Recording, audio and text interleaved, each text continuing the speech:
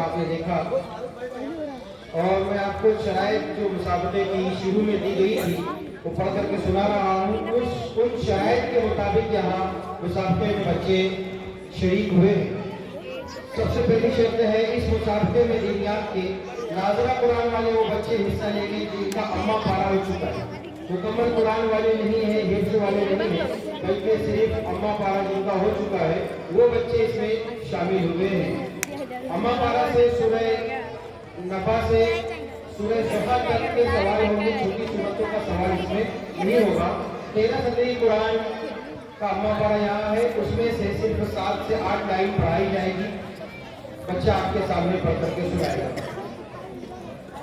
जिसमें से जिन 7-8 लाइन को बच्चा पढ़कर सुनाएगा उसी में से 2 कायदे बच्चे से पूछे जाएंगे कि वहाँ क्या कायदा हो रहा है, किस वजह से हो रहा है। बच्चे ध्यान से सुने, आपको तो पता ही है लेकिन और ध्यान से सुने। 2 कायदे पूछे जाएंगे और जिस वक्त ये कायदे आपसे पूछे जाएंगे उस वक्त आपको ज्यादा टाइम सोचने का नहीं मिलेगा, बहुत कम वक्त आपको सोचने के लिए मिलेगा। और जब आप सोचेंगे तो ये बीप बजेगी।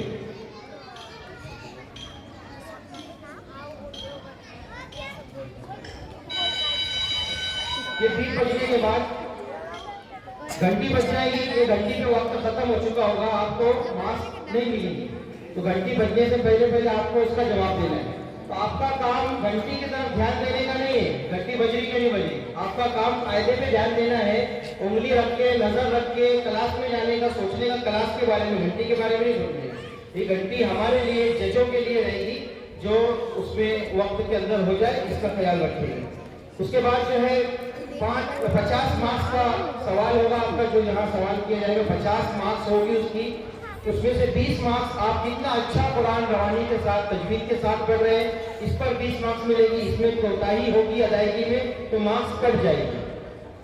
कवायद की अदायगी की 20 मार्क्स होगी। जो कवायद आपसे पूछे जाएंगे, 2 कायदे पूछे जाएंगे तो 10-10 मार्क्स का एक कायदा होगा। तो कायदे आपको पुख्ता याद होना चाहिए, नूरानी कायदे की तख्ती के 10 मार्क्स उड़ जाएंगे अगर आपने कायदे का जवाब नहीं दिया। इसलिए पूरा ध्यान उसी के ऊपर होना चाहिए। और दूसरी चीज जो है 10 मार्क्स जो है वो आप बोरिंग की होगी, हिम्मत और जुर्रत की होगी। आपकी तवज्जो जितनी किताब में होगी उतनी आपके अंदर हिम्मत होगी। मजमे की तरफ और ये कैमरे की तरफ आपके ध्यान नहीं होना चाहिए। कहाँ होना, यहाँ ध्यान को वो उठते रहेगा, गिरेगा नहीं सर पे, हो चाहता कि नहीं उड़ाना, अच्छा गिरेगा नहीं सर पे, टेंशन मत लो, है ना। तो आपका पूरा ध्यान अभी उधर ही है। मैं क्या कह रहा हूँ उसके ऊपर ध्यान नहीं है, तो वहाँ क्या करेगा। तो आपका पूरा ध्यान किस पर रहेगा, किताब के तेरे सर में मारता हूं। बंद हो गया, स्टोरेज खत्म हो गया उसका। जवाब देंगे। आपकी हिम्मत और जुर्रत कितनी होगी, डेयरिंग कितनी होगी, इसके ऊपर आपको 10 मार्क्स दी जाएगी। 2 जज हजरात यहाँ आए हुए हैं, मैं गुजारिश करता हूँ जज हजरात से कि आप तशरीफ लाइए, दोनों आ जाए। नाम पुकार दूँ तो मुनासिब नहीं है, नाम पुकार दूँ।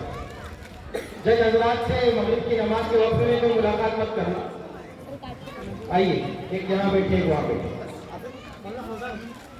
ये जज हजरात है, आपको नोटिस करेंगे, ये मार्क्स आपको देंगे। यहाँ पैड रखा है, जज के सामने जो लिस्ट रखी हुई है, इस लिस्ट में बच्चे का नाम नहीं है कहीं भी, सिर्फ बच्चे का नंबर है।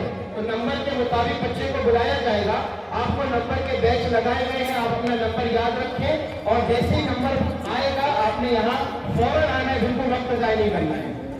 जज लोगों के पास नामों की लिस्ट इसलिए नहीं दी गई कि मालूम नहीं पड़ना चाहिए कौन बच्चा कहाँ से किस मकसद से आया है। शहर में चल रहे हैं 10 से ज्यादा मकाती वलदुल्लाह हमारे चल रहे हैं, वहाँ से 3-3 बच्चे आए हुए। इसके जज के पास सिर्फ नंबर है, नंबर के ऊपर आपको मार्क्स देंगे। इसमें उम्र की कैद थी, उम्र के लिए आधार कार्ड वगैरह लिया गया था और एक शर्त ये थी कि शुरू से आखिर तक पूरे प्रोग्राम में हाजिर रहना जरूरी है। आइए अब हम जो है आगे बढ़ते हैं, मुसाबका शुरू किया जाता है। यहाँ पर्चियाँ रखी हुई है, ये इस डब्बे में जो पर्ची है व्हाइट कलर की, इसमें बच्चों के नंबर है। नंबर बच्चे कारी साहब निकालेंगे, जिस बच्चे का नंबर ऐसा सीरियल वाइज नहीं आएंगे बल्कि जिसका भी नंबर आएगा बीच में से बुला लिया जाएगा, वो नंबर के मुताबिक बच्चा आएगा। उसके बाद यहाँ ये जो पर्ची रखी हुई है, इस पर्ची के अंदर सवाल है, सवाल बच्चा उठा करके देगा, वो सवाल कारी साहब पूछेंगे, उसमें से फिर 2 कायदे कारी साहब पूछेंगे। इसको यहाँ उल्टा रखना, किसी को सवाल दिखेगा ठीक है